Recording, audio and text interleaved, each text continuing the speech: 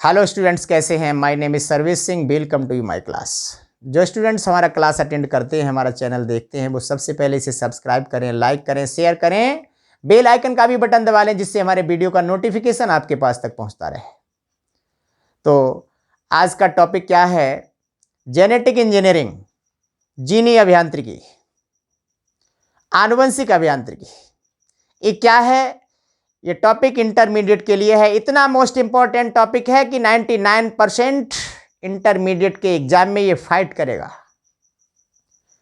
इस चैप्टर का most important topic है जेनेटिक इंजीनियरिंग। ये टॉपिक हाई स्कूल से लेकर के इंटरमीडिएट के लिए बहुत ही मोस्ट इंपॉर्टेंट। इसे अच्छे ढंग से तैयार कर लें इंटरमीडिएट के स्टूडेंट्स। तो आइए टॉपिक पर। यह टॉपिक क्या है? Genetic engineering. अगर हम इसकी परिभाषा, डेफिनेशन शॉर्टकट शब्दों में दें तो क्या कह सकते हैं? जो जेनेटिक मटेरियल होता है, जिसे आनुवंशिक पदार्थ कहते हैं। आनुवंशिक पदार्थ क्या होता है?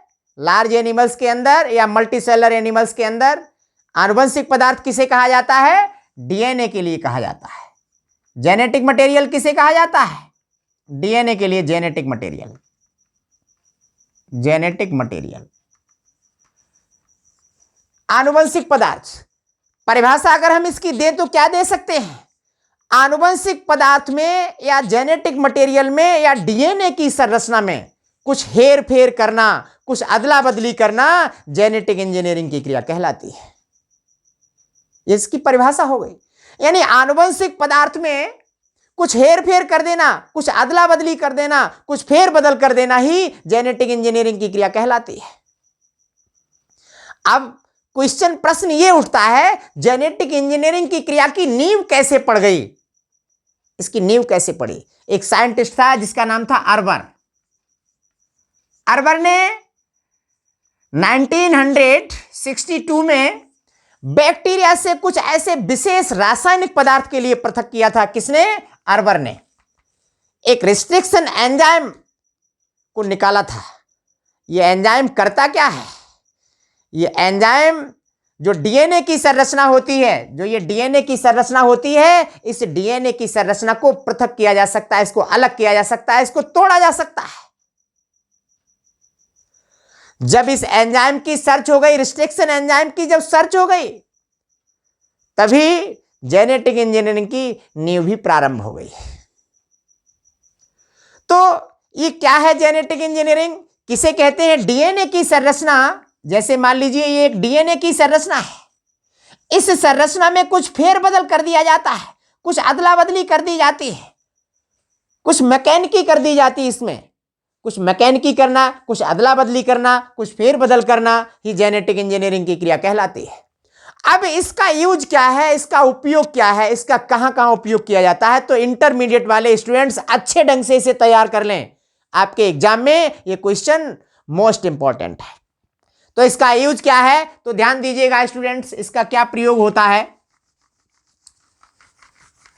फर्स्ट, आनुवंशिक रोगों का पता लगाने में। पहला इसका यूज क्या है? आनुवंशिक रोगों का पता लगाने में। आनुवंशिक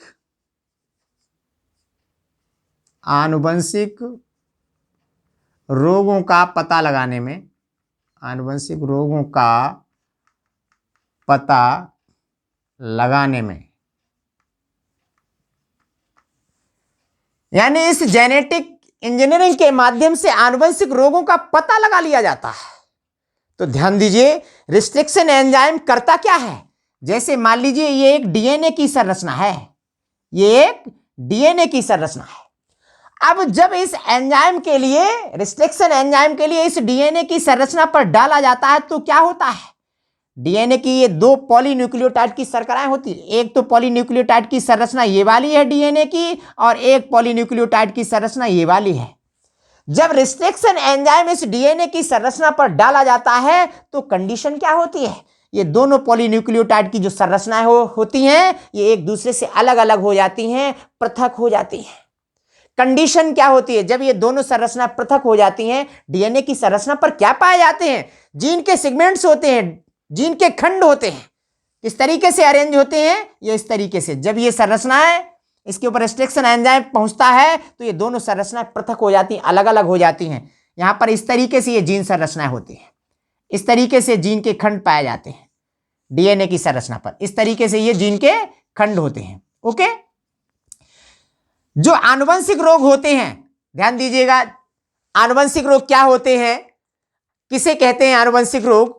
जो पेरेंट से, जो माता पिता से जनरेशन के अंदर जो रोग पहुंचते हैं उसे आनुवंशिक रोग कहा जाता है।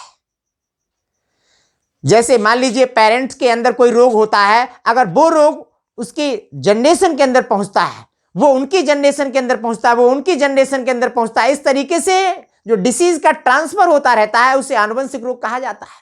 आनुवंशिक रोग कौन कौन से होते हैं आपने पढ़ा भी होगा। एक तो कलर ब्लाइंड, बाढ़ांता आपने पढ़ा होगा, हीमोफीलिया भी आपने पढ़ा है, सिकल सेल एनीमिया भी आपने पढ़ा है। तो ये जो रोग होते हैं ये कौन से रोग होते हैं? आनुवंशिक रोग होते हैं। इन आनुवंशिक रोगों का पता लगाने में जेनेटिक इंजीनियरिंग का प्रयोग किया जाता है।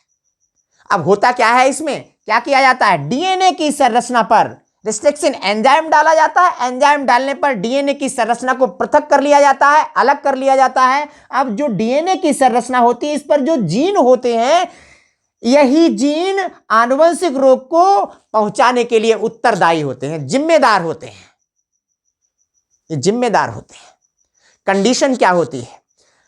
इस तरीके से डीएनए की संरचना को जब पृथक कर लिया जाता है तो व्यवस्था क्या होती है? ऐसे जीन को पहचाना जाता है, ऐसे जीन का चयन किया जाता है जिस जीन के माध्यम से आनुवंशिक रोग जनरेशन के अंदर पहुंचा है।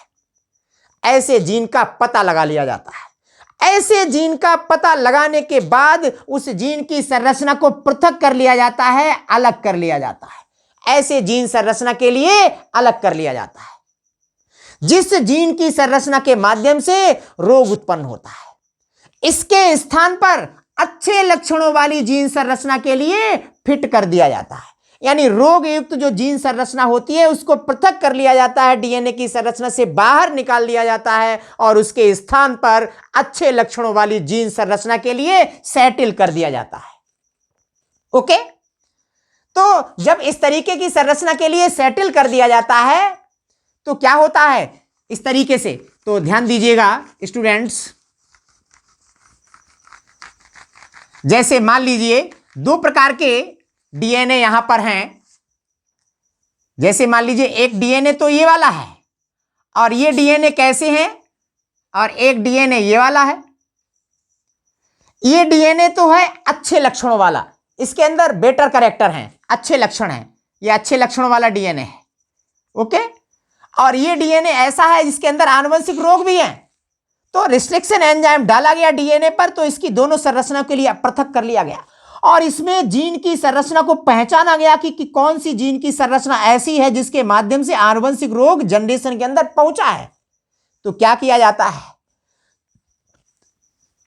इसी तरीके से इस डीएनए की संरचना के लिए भी पृथक किया गया, इसे भी अलग अलग किया गया और इसके अंदर भी जीन की संरचनाएं होती हैं। और ये जो डीएनए है ये कैसा है? ये बेटर है, इसके अंदर अच्छे लक्षणों वाले जीन है। तो क्या किया जाता है? जैसे मान लीजिए इस डीएनए की संरचना में ये वाली जो जीन की संरचना है ये आनुवंशिक रोग के लिए उत्तरदायी है। तो इस जीन की संरचना को पृथक कर लिया गया, निकाल लिया गया, बाहर निकाल दिया गया। इस जीन की संरचना को बाहर निकाल दिया गया। क्या किया गया? इस डीएनए की संरचना से जीन को निकाला गया। इस जीन के अंदर लक्षण कैसे हैं? अच्छे लक्षण हैं। और इस जीन की संरचना के लिए इस डीएनए के अंदर डाल दिया गया। कंडीशन क्या हुई? अब एक इस तरीके से जीन की संरचना में फेरबदल कर दिया गया, जीन की संरचना को बदल दिया गया। खराब लक्षणों वाली जीन संरचना को अलग किया गया और अच्छे लक्षणों वाली जीन संरचना के लिए इसके अंदर अरेंज कर दिया गया, सेटल कर दिया गया। यहां पर क्या हुआ? जीन की संरचना में फेरबदल कर दिया गया। यही क्रिया क्या कहलाती है? जेनेटिक इंजीनियरिंग की क्रिया कहलाती है। अब इस क्रिया में होता क्या है?